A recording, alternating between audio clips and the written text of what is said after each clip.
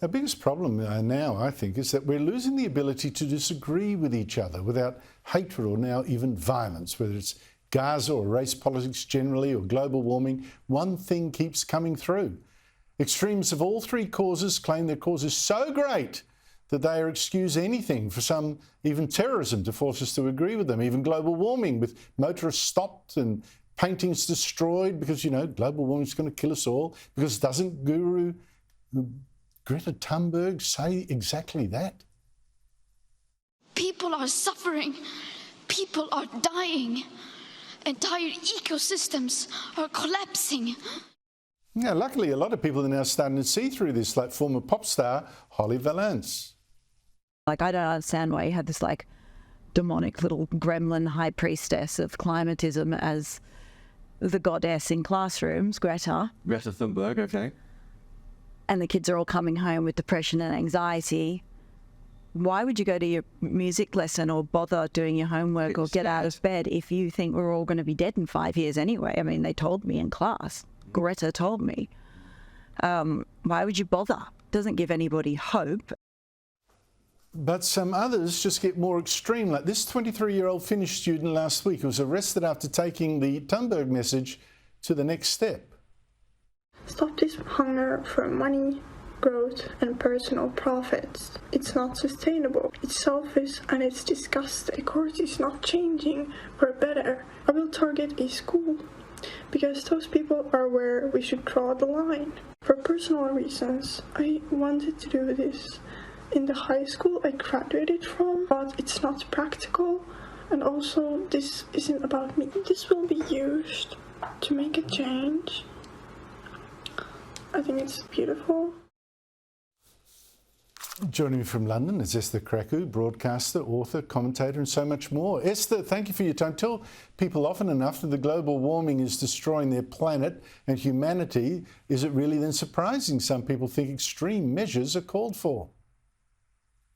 Yes, the problem is with a lot of these movements, we've empowered clearly the people that should be on the fringes, the clearly mentally unwell that think that they've used the cause célèbre or the cause du jour to effectively find a new identity, find a new club to identify with. And these people are not really interested in talking about the real issues. I mean, the fact that Greta Thunberg, as a 15-year-old girl, was being trotted around at UN conventions as somehow the high priestess, to quote Ms. Holly Valance, of climate change is ludicrous. And yet, on the same way, we have someone like Shamima Begum here in the UK, a 15-year-old who joined a terrorist organization. Somehow we shouldn't take her seriously because apparently she didn't know what she did. But we should take the words of Greta Thunberg at 15 years old seriously.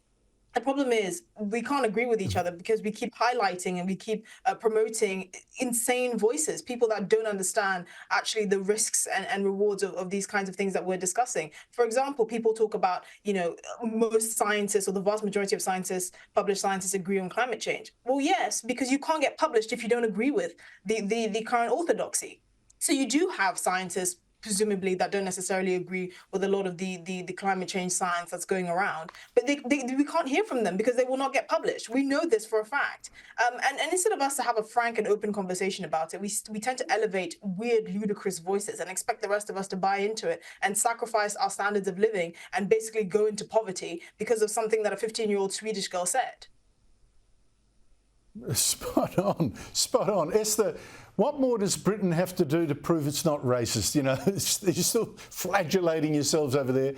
All its top political leaders on the mainland are now people of colour. Now that the Welsh First Minister is a man with a Zambian mum, Scotland's Chief Minister is Muslim of Pakistani background, and the Prime Minister of Britain has of course got Indian heritage. What do you conclude from all of this?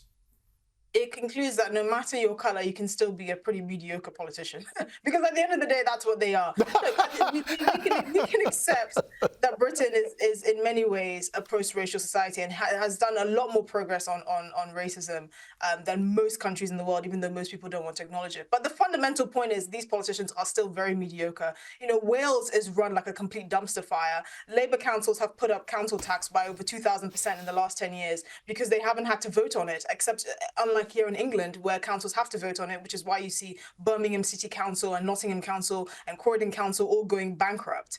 So the reality is these politicians no matter their skin color, their creed, their ethnicity, they're still mediocre. The mediocrity has been shared around.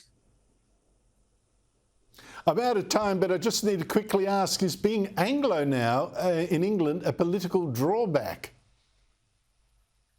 In some ways, but again, it wouldn't make much of a difference because I think we can all agree that the caliber of our politicians is not where it should be. I think racial equality now means spreading the mediocrity around, which is quite sad. And the biggest losers are the British people.